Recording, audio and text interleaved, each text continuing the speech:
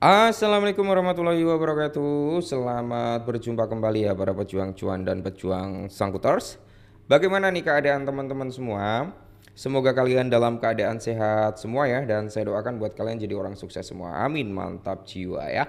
Dan tetap ya kan kawan ya, secangkir kopi harus selalu ada buat menemani kesempatan kali ini. Nah, di mana kesempatan kali ini banyak banget pertanyaan dari teman-teman semua ya, tentang perihal kapan Paycoin listing Binance, kapan Paycoin listing Robinhood, ya kapan Paycoin listing di Coinbase gitu kan. Banyak sekali karena memang hal tersebut ya yang memang ditunggu-tunggu atau dinanti-nanti oleh komunitas Pi Network biar harga daripada Pi itu bisa segera grow up, ya kan?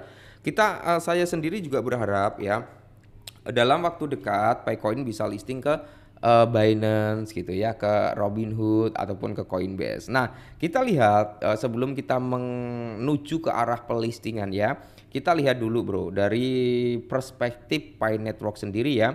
Harganya dia masih tertahan di zona 0,44 sampai di area 0,45. Dan kalau kita lihat data indeksnya di sini ya, si Paycoin ini bro. Nah, kalian bisa lihat sendiri ya. Dia itu berada di basis penjualan. Jadi orang-orang itu cenderung lebih menjual lah ya. Mungkin mereka cut loss untuk ambil di bawah bisa, atau mereka memang udah profit ya, yang awalnya yang awalnya hanya ikut mining aja ya kan, udah dapat profitnya mereka ngejual bisa. Nah, di sini kalau kita lihat bersama-sama juga ya dari segi parameter harganya dulu ya. Sebelum kita menuju ke informasi pelistingan ya, kita perlu mewanti-wanti buat teman-teman semua ya, area entry udah kita bahas sih di kepala 40 ataupun 41 itu akan menjadi area DCI terbaik buat Paycoin gitu. Karena itu nanti akan terbentuknya pola double bottom gitu brother. Ya oke, kita langsung gas aja ke informasinya. Nah, di sini kan banyak banget ya pertanyaan, kenapa Pi Network itu belum listing ke Binance dan Coinbase? Jadi ada beberapa faktor kenapa dia belum listing ke Binance atau Coinbase. Bahkan Binance itu sudah pernah ngasih clue, udah pernah ngasih voting juga gitu kan. Kenapa dia belum ngelisting? Nah, dan yang udah ngasih clue juga dari HTX yang dulunya Huobi ya, dia juga udah ngasih clue tentang Paycoin, tapi kenapa sampai saat ini belum ngelisting? Oke, kita bahas di sini. Jadi Pi Network yang mencapai puncak popularitasnya pada tahun 2025 masih belum terdaftar di dua bursa utama ya, seperti Coinbase dan Binance. Meskipun memiliki komunitas global yang sangat aktif, Pi Network menghadapi tantangan signifikan yang menghambat proses pendaftaran di platform-platform tersebut. Analis Kim Hwang ya itu telah menguraikan beberapa alasan utama mulai ya melalui sebuah postingan di X yang menjelaskan mengapa Pi Network itu belum bisa bergabung dengan barisan mata uang kripto terkemuka ya.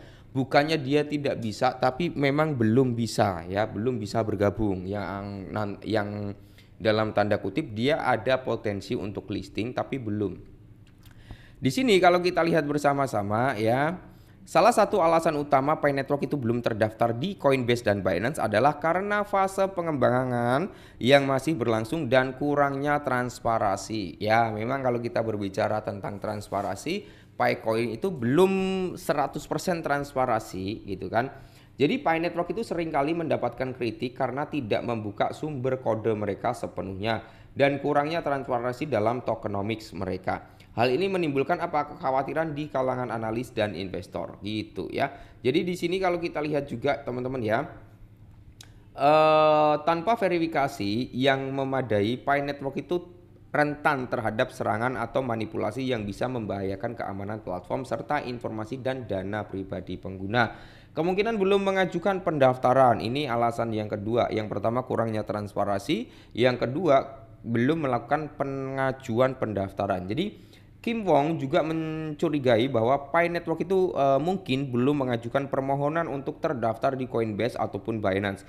Meskipun banyak rumor dan diskusi tentang potensi pendaftaran Pi Network di kedua bursa tersebut, tidak ada pernyataan resmi yang dirilis oleh kedua platform atau oleh Pi Network itu sendiri. Ini menimbulkan spekulasi bahwa Pi mungkin belum siap atau belum berkeinginan untuk mengambil langkah tersebut ya.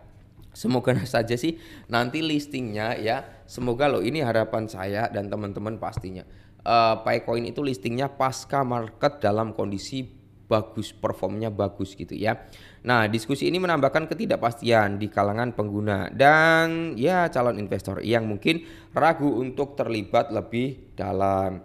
Langkah berikutnya untuk Pi Network adalah di mana Pi Network bertujuan untuk membangun basis pengguna yang kuat untuk menumbuhkan kepercayaan dalam jaringan mereka dengan tujuan akhir membuat Pi menjadi mata uang sehari-hari untuk transaksi.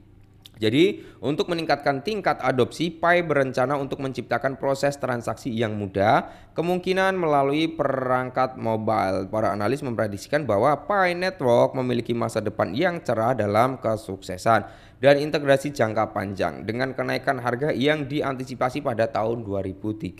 Jadi masih 5 tahun ke depan ya bro ya. Nah, dengan komunitas yang terus berkembang dan inovasi yang berkelanjutan, Pi Network mungkin suatu hari nanti akan mencapai satu yang lebih mapan di dunia kripto statusnya. Nah, kita flashback dulu sebentar ke belakang waktu awal-awal Picoin itu listing. Saya itu pernah buat satu statement ya buat teman-teman semua itu yang notabene kalian dapat Picoin dari hasil farming atau nambang kan. Nanti pas listing kalian jual dulu ya. Nanti ketika harganya koreksi, kalau kalian yakin dengan progresnya, kalian yakin dengan perkembangan token tersebut, nanti beli lagi di bawah.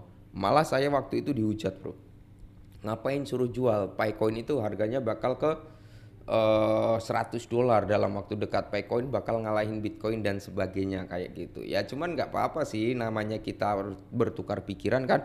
Mereka yakin dengan price Picoin itu dalam waktu dekat segitu, nggak apa-apa gitu ya, positive thinking gitu bro ya. Cuman kan kita belajar dari historical sebelumnya, dari token-token yang dikasih secara gratis, walaupun dia memiliki utilitas, di awal pelistingan dia pasti naik, setelah itu dia koreksi sampai benar-benar orang yang dikasih secara gratis itu habis dijual.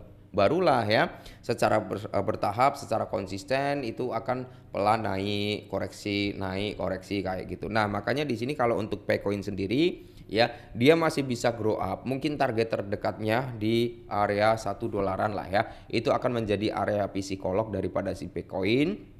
Dan yang tanya-tanya kemarin kenapa belum listing di Coinbase sama Binance, salah satu alasannya yaitu tadi kurangnya transparansi, atau yang kedua memang dia itu belum melakukan pendaftaran terhadap kedua platform tersebut gitu brother. Kalau kita berbicara komunitasnya nggak perlu diragukan, komunitasnya udah kuat banget, bagus banget dia ya. Cuman itu tadi ya, semoga saja ya dalam waktu dekat terbukalah transparansi dari segi roadmap tokenomic dan tentunya transparansi tentang ya dia itu udah melakukan pendaftaran atau belum. Ya kalaupun dia nggak bisa dalam waktu dekatnya ke Binance ataupun ke Coinbase, setidaknya kan ada seperti Adbit gitu kan, HTE gitu bro. Ya semoga saja sih listing di tahun ini ada beberapa bursa, amin ya.